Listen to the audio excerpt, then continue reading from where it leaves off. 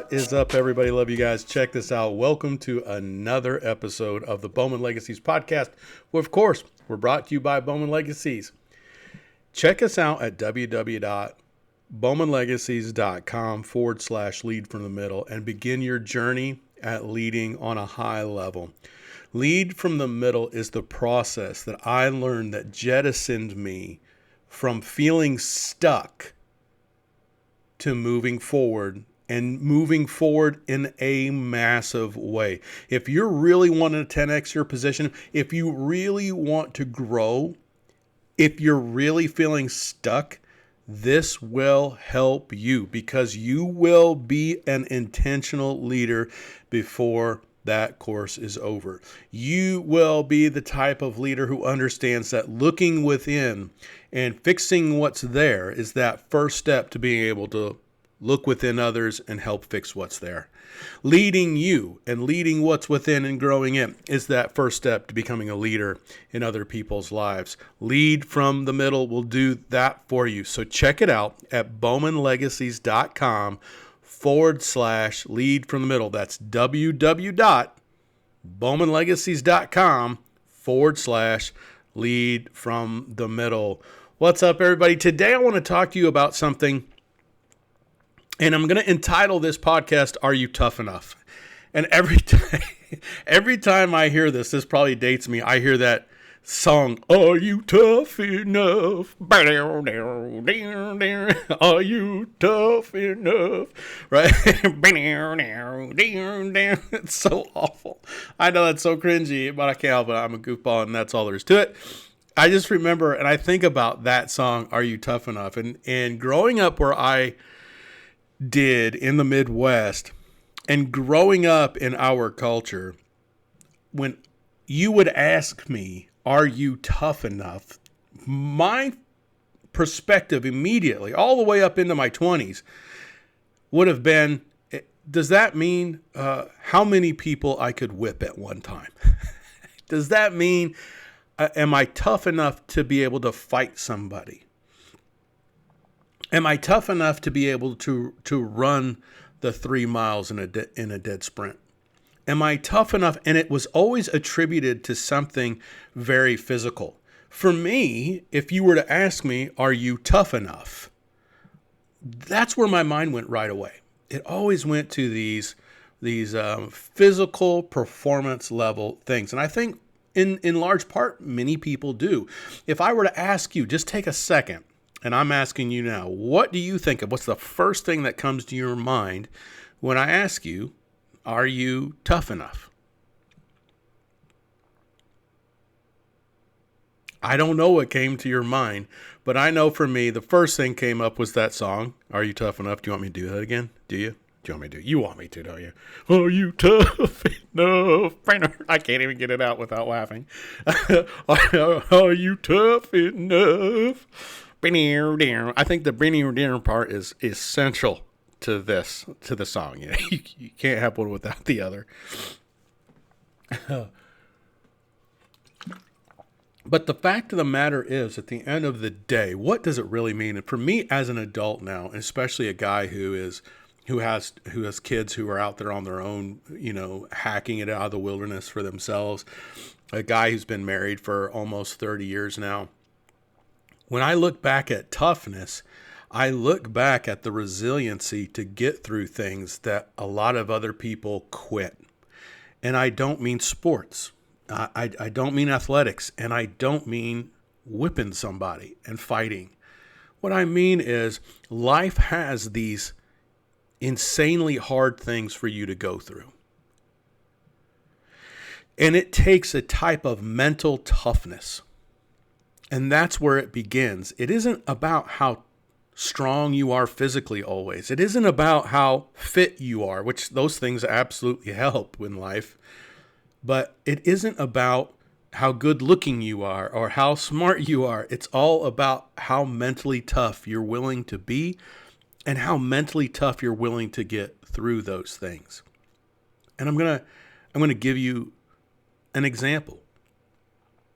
I'm a little kid, and my dad has 2 toolboxes. They're metal toolboxes.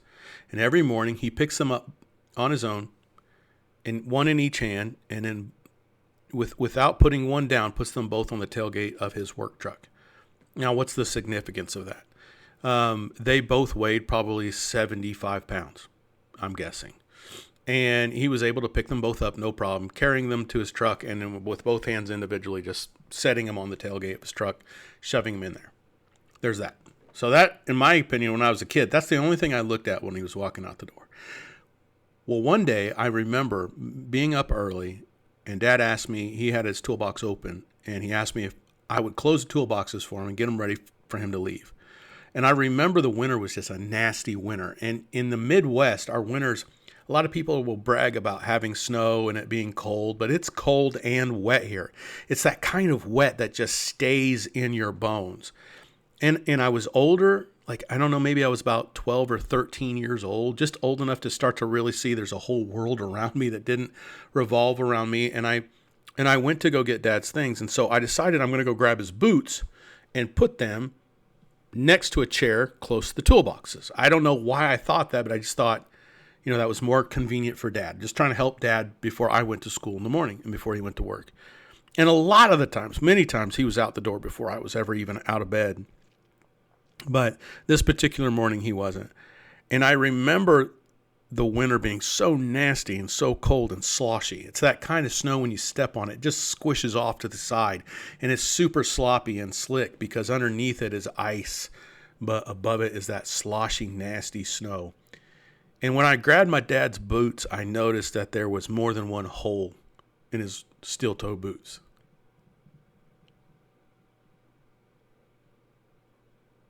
And I remember thinking, how can I help my dad? This is bad. It's winter outside.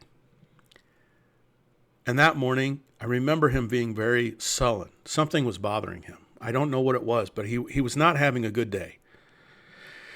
And he seemed very sad and weary and tired. And I noticed that. And I was smart enough as a kid, just do as you're told. Don't open your mouth. Don't ask anything. But I knew that Dad wasn't in a great mood. But he got his boots on. He laced up. He picked up both those toolboxes, one in each hand, and he walks out. And that moment, and I've mentioned it on podcasts before, but this might be the first time you're hearing it. And I want to give it the same reverence. It used to make me cry, but I get filled with emotion. But I've said it so many times, it's become normal to me. It's not normal to you. So he picks up his toolboxes and he walks out the door. My mom holds the door for him. They give a little smooch. And I just remember, without hesitation, my dad walks in the deep, sloshy, nasty snow. He doesn't stop and go, oh gosh, that's cold. He doesn't react to it at all. He just goes. This is just another day for him. And he puts his toolboxes in the back. He doesn't shake his foot off. He doesn't act cold. And he gets in his truck. And he goes to work. Just like he did every day.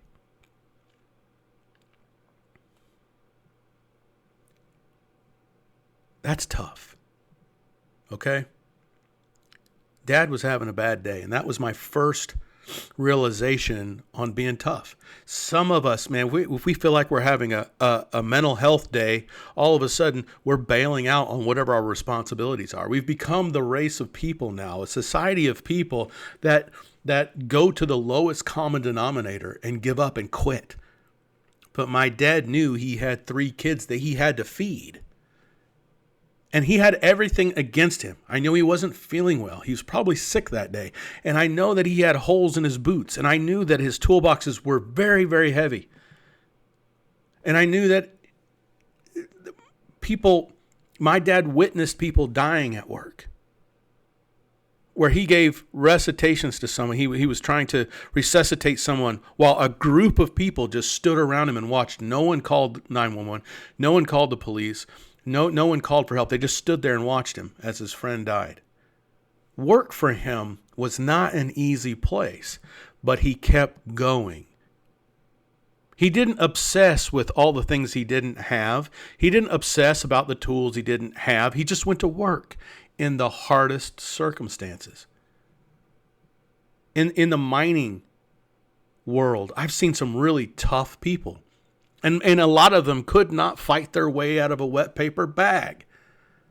And I remember one time being on the Ohio River. It was so cold that day that Indiana had put out, where I'm from in the Midwest, actually, Ohio, Indiana, Illinois, had all put out a warning not to be outside, to bring your animals in, that you shouldn't be working outside. And of course, we are working on what's called a drill tech. It is a drill that is on a semi. There's a mast that lays down on top of it when it's traveling. But when it's time to drill, that mast raises up, and it's a 30-foot mast. And in it, there's what's called a head. And that head is what spins the steel and the hammer that goes down into the earth that drills a hole into the stone. We were replacing the head on one of those machines, one of those drills. And it was so cold that we kept our trucks running for two reasons. One, our pickups were surrounding the work area to cut the wind down, but we kept them running, one, because if we shut them off, there's a good chance the cold was so extreme they would not start again. And then for two, one of the mechanics, Mark, had set a timer. And for every 20 minutes of being outside, and it was so severely record-breakingly cold, we would go back in the truck and warm up and then come back out. That's how cold it was. It was just insanely cold. And the two guys that I was with during this time just struck me as two of the toughest guys because they didn't complain about the cold. And it was bad. And I remember a wind came through it, and it literally took my breath away. And then when I filled my breath with lungs, man, it felt like needles inside my lungs. And I thought, man, that's rough. And those other two guys, man, they didn't even act like anything happened. And later in the truck, I remember Mark going, hey, man, when that wind hit, that was crazy, wasn't it? But they just kept working because the timer hadn't gone off yet. Those guys were tough. Going to a job every day that you don't like, you may even hate, but you're doing the best you can while you're there, trying to be the best integral employee because you know that's the right thing to do, working in cultures that suck and trying to consistently stand against that culture and still be the person that you know yourself to be, that's tough. I remember someone telling me in the mining industry that he was in part of a company where everybody stole. It was common. Everybody's in the shop, they took something. And it was part of the culture. And he said, I hated it. And these guys would joke about it. Oh, they take so much from us. We're going to take so much for them. So they would go into the scrap steel bin and take stuff out of the scrap steel bin and then sell it themselves. And they're like, oh, they take enough from us. We should just take from them. But this individual said it burned me so bad that I refused to do that. And the guys would try to drag me down to that level and go, oh, hey, man, hey, just take it, just take it, just take it. And this guy that I was talking to, man, he wouldn't do it. He would not bend to the bad culture. That, my friends, is tough. I have seen so many weak people that I worked with that just bend to every bad cultural thing. They copied and mimicked, especially if it was at the head, if it was in leadership. But it takes a truly mentally tough person to stand up and say, no, man, I want to stand on integrity. I want to stand on honor. In my eyes, friends, that's tough. I watched a single mom raise a child that was destined to die.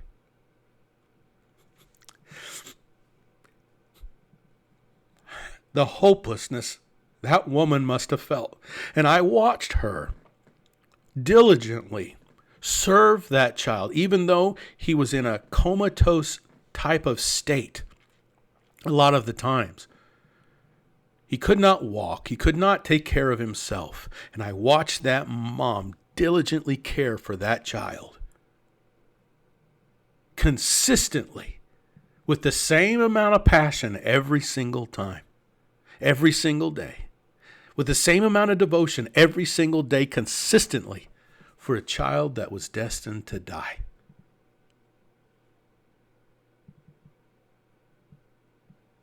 That's tough. That's tough.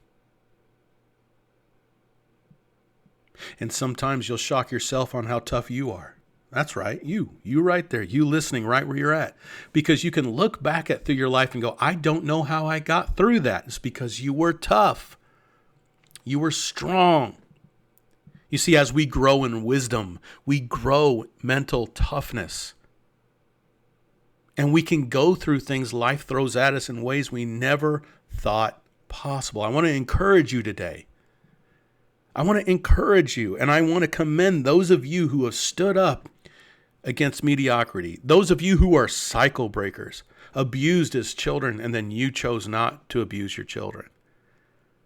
Those of you that had parents who had impoverished thinking in impoverished ways, and they mistreated you as a child, and you said, you know what?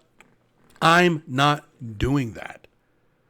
Those of you who were raised with alcoholics or people who abused substance, you said, hey, you know what? Drugs and alcohol aren't going to have a place in my life. And people sharing life with me will not have the same life. You are cycle breakers. You are tough. You are strong, my friends, and I am proud of you, and I commend you. That's true toughness. I've worked in the mining industry for many years, and I've worked in all kinds of industries from now with Bowman Legacies, from demolition to chemicals to all sorts of places.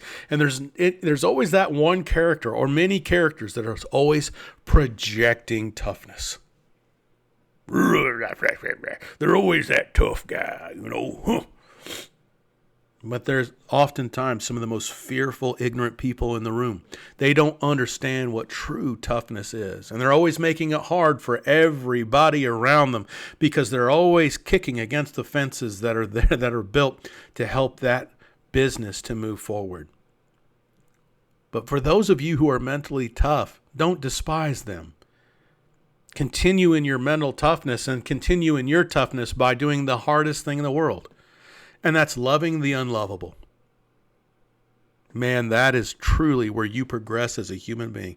And I'm going to tell you, as a leader, those moments when I was learning how to love the unlovable, how to coach the uncoachable, how to guide the unguidable, who no one else believed in because they were so stubborn and always kicking against the rails. Once I learned how to love them on that level, I'm going to tell you something, I was able to lead them. I always look forward to when my client says, I'm going to put you with this guy, but I'm not expecting any results. I love that challenge because everybody else has given up on them. And I don't know about you, but I've had times in my life where people just didn't believe in me. That's right. They didn't believe in good old Michael Bowman. And I agreed with them. But I had someone very mentally tough in my life. Her name is Anita. My wife, Anita, always believed in me. And she had enough mental toughness of her own. Severely abused as a child. A lifetime of abuse while at home. In every manner you can possibly imagine. Failed by her parents in every way. And I'm not ashamed to say that. I'm not afraid to say that. I don't care what anybody thinks anymore. Her parents should absolutely 100% hold their head in extreme shame for the amount of impoverished thinking and horrible things that happened to their children under their roof. And yet, I watched that woman, my wife, Anita, thrive, survive, move forward, forge ahead. It's because she worked on her. She constantly and continually was working on her. Constantly and continually pushing herself to higher heights. And it didn't have anything to do with how far she could jog or how much weight she could lift. It was about this right here, her mind. Guiding wisdom. Growing in wisdom every day so much that it challenged me. I would watch her and be inspired, and I still am to this day. She truly inspires me to want to grow in wisdom and become more mentally tough. She'll be reading some just deep book about self-improvement or business, and I'm over there watching YouTube on how to cook a souffle. She is so hungry for knowledge. And I'm going to tell you, if you want to be tough, you've got to be hungry for knowledge. You've got to be starving for wisdom and gain wisdom every day. If you want to be mentally tough and hungry, stop looking at and pointing your fingers on how the world is doing it wrong and start looking at how you are doing it wrong and make that right. And start adding value wherever you are. I don't care if that's at the gas station. I don't care if you're a grocery clerk. I don't care what you are. Don't wait until you're in the position someday. Don't wait to that someday. If you're a laborer but you want to be a manager of some kind, don't wait to be a manager to grow in wisdom and to lead and become tough. Do it now. Gain that toughness now. So many people in their careers are just like the fighter that says, I'll learn to be great when I'm up there. And the first time they fight someone who's great, they get so whipped and so beat up because they were not prepared for the battle. They talked a lot. They looked good, but they weren't actually good. And life is that way. We all think that we've got all the time in the world. We all think that, well, I'll figure out how to do X, or I'll figure out how to grow. I'll grow in wisdom when the time is needed. No, do it now, because when the time comes, it doesn't ask if you're okay. It doesn't ask if you're ready. What it asks is, I hope you're tough, because I'm coming at you whether you are or you're not. Life has no sympathy for you. Life gives you no quarter. Life does not care. Bad things are going to happen. So I'm asking you, are you tough enough? And how do you get tough? Grow in wisdom. Challenge yourself. Start reading a book. Turn the TV off long enough to listen to a podcast and grow. There's so much more that you can do for yourself. Don't wait for a mentor. Mentor yourself. Don't wait for someone to see talent and giftedness in you. Don't wait for someone to see the greatness in you. Find it. Find it. And stop complaining. On our website at BowmanLegacies.com, we have something called the Problem Protocol, and it is absolutely revolutionizing the way people are thinking about problems and how businesses are handling problems. And when they institute this thing called the Problem Protocol, as an SOP, I'm going to tell you right now, their ability to problem solve in real time is overwhelming. It's overwhelming. Go check it out. But stop complaining, because that's one of the chief cornerstones of the Problem Protocol. Stop complaining. Start looking for answers. Stop looking at where you're not. Start looking at the snowy day and the holes in your shoes. Start looking for ways to solve those problems. Okay, you can't do anything about the snow today. But by God, what can I do to plan to get these shoes fixed? I hope I'm coming through okay today. And I don't mean the sound quality. I mean the soul quality. Guys, we're in a world full of complainers. We're in a world full of posers that want to say they're tough and they project this toughness, but really they're so fragile and weak on the inside. When life comes to you and brings its things, instead of complaining, if you want to move swiftly through them, it's about looking for answers, and that takes mental toughness. I challenge myself every day to get tougher, to get stronger mentally. And I do that by spending time in a thing I call the Bible. Many people know it, and I'm not trying to sell a religion, but I'm going to tell you, the toughest guy I ever heard of was a young man who was a carpenter. He was 33 years old.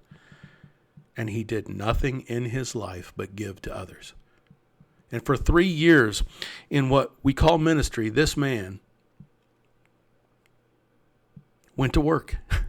He walked miles and miles and miles to spread nothing but peace and wisdom, and share this peace and wisdom so people could live in joy. They can live in a type of mental toughness and make sure that they were thinking for themselves and taking responsibility for their own failures responsibly. Whew. What a guy. What a guy. And the powers that be hated them because he was a direct reflection on all the things that they were not. And they took that man and they used the power over them. Rome was running their nation at the time, and they used Rome against this man. And Rome killed this man. And when they put him on trial, he had every opportunity to lie. He had every opportunity to get out of it because he knew what was coming. How mentally tough do you have to be to get there? Whew, that's challenging me. That's challenging me. Oh my goodness, I don't know about you. And there they stood in front of him and gave him every opportunity because, you see, it wasn't prison time that he was facing. It was a torturous death because they wanted to make an example out of this man. And they gave him every opportunity. As a matter of fact, he knew this was coming. Because in his religion, there was a prophecy that said it would. And he knew that he needed to fulfill that prophecy. And he went willingly. Willingly. I don't think I could have done that, guys. I'd have been the one that had been like, hey, look, wait. They're blaming me for something I didn't do. Look, this is all I did. I would be fighting for my life, but not him. He had a mission. And that mission was to live and die for his people. And sure enough, that's what happened. And he was beaten and disfigured so badly that when his friends brought his mother forward to see him, they had to point out which one was him. His own mother didn't recognize him. And I'm not trying to sell a religion today. I am not. Because the annals of history tell us this story is very much true. So whether or not he was a deity, whether or not he was the Son of God or not, it matters. In this moment, it doesn't matter. What matters is that he was a man that felt and lived and breathed and was real, documented by other places than just the Bible. This man absolutely lived and absolutely made this sacrifice. This absolutely happened. That's the toughest man I ever heard of. They beat him and he didn't complain. He didn't beg for mercy because he felt what he was doing was more profound and important than his own life. And I'm going to tell you, that's tough. Are you tough today? Toughness isn't about how much weight you can lift. It isn't about who you can whip. It isn't about how many pieces of equipment you can run. Toughness isn't about how great you are in business and how much money you've made, how many men or women you've been with. That's not tough. That's got nothing to tough. Tough is, are you willing to stand up against evil when the rest of the world around you, your own friends, have abandoned you? That's tough. Tough is going to a job you hate every single day. I'll never forget going to a BP gas station in Lakeland, Florida. This was, 20 some odd years ago. And there was this beautiful young woman behind the counter. And I went in there first thing in that morning and I got a Powerade. Went to work. I worked a very long shift and didn't get home until about 2 or 3 o'clock in the morning. I recognized I needed to get gas, and this particular BP just across the railroad tracks was always open. So I swung in. There was that same young woman behind the counter, except this time at 3 o'clock in the morning in a car seat with one foot. She's rocking a newborn baby, her newborn baby. Just a week ago, I believe she was pregnant. So a brand new baby she's rocking with one foot as she's checking me out with the other and paying as I'm paying for my gas. It's 2 or 3 o'clock in the morning. This woman just had a baby. I got there before the AM. She could have still taken a break, but I'm telling you that I didn't see. But I'm telling you, she shouldn't be there. She just had a baby. Any other culture would tell her to rest, but no, there she was working. And she wouldn't have been doing that unless she absolutely had to. That's tough. And every time I walked in there, she had a smile on her face. Every time I walked in there, that woman was a consummate professional. Every time I walked in there, that woman greeted me. Because she wanted me to come back. Because she didn't take any customer for granted. And there were people, I would walk in there and that would treat her like absolute garbage. I remember a month prior watching her and her belly was way out to there. She's carrying that baby and people just be mean to her for no reason. Just because of gasoline, they're going to ruin her day for whatever reason. But she always kept a smile on her face. And here she was, 3 a.m., rocking her baby, working at a gas station with a smile on her face. That woman is tough. I'm telling you, I think about her all the time. That vision of her rocking that baby with one foot while working a cash register with her hands. Wow. That's toughness, my friends. That's toughness. So I want to encourage you today. I want to encourage you because toughness doesn't necessarily come from you being a bodybuilder, and it doesn't come from you having to get whooped all the time or fight all the time. Toughness comes from wisdom, and wisdom comes from you reading and seeking wisdom. If you're a seeker of a wisdom today, you're going to be tough. You're going to grow in wisdom. You're going to become less reactionary to the world around you. You're going to stop running your mouth so much, and you're going to start doing. And when the wind, the rain, and the snow comes, you're going to be able to weather those things in wisdom because you're going to realize that push that you're putting forward matters. That woman rocking that little baby back and forth, she was given a push because she was wise and she knew what mattered. She knew what mattered. She was tough because she was wise. She knew what the end result would be. My dad going out like he did, that was wisdom. And that wisdom understanding, if I don't kill, my kids don't eat. So he had to go to work. He had to go to work. He didn't have to. He could have been a bum. I had buddies whose dads were bums. I had friends whose dads were at home while the wife worked. I had dads who were at home as alcoholics and couldn't function, or drug addicts and couldn't function. I had friends who had dads that we were told if they showed up at the house, we were to call the cops. And they could whoop a ton of people. They weren't tough. They weren't tough. They were grown men, but still had the mind of a child. They were still deeply wounded, but in wisdom. In wisdom, when the conflicts of life hit us, my friends, we weather it better. We weather it better. I love you. Grow in wisdom. Please, I'm begging you. This is the last time you and I talk. This is the last time we engage. And I know I'm going longer than usual, but doesn't it matter? Don't these things in life matter? How important is this to you? Put it at the forefront. Because when you gain wisdom, you're going to be tough for your kids. And they're going to see that toughness. They're going to admire that toughness. And they're going to want it for themselves. When you grow in wisdom, you grow in toughness, in mental toughness, and your wife, your spouse sees that, and they see how you handle them better. And they see how that you're not flying off the handle all the time. They see how you're looking at small things and not letting it get to you like you used to.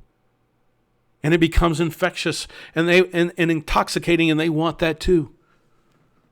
Let me tell you something, this matters. This changed the very course of my life because at one time, I got fired for beating up a manager. Because I thought that's what toughness was. Because that manager was a jerk to me. That manager struck me first. And then I made sure that manager knew never to do that again to me.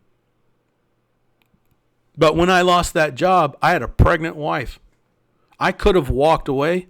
I only had a pregnant wife. I had a 1-year-old child. Or a 2-year-old child at the time. It was almost Christmas. I got fired. Didn't get my bonus. They could have called the cops on me. I could have whooped that guy 10 times. In my worst sick moment, that guy Jonathan, I could go back and I could have still whipped him. What did I prove in that moment? I proved that I wasn't mentally tough.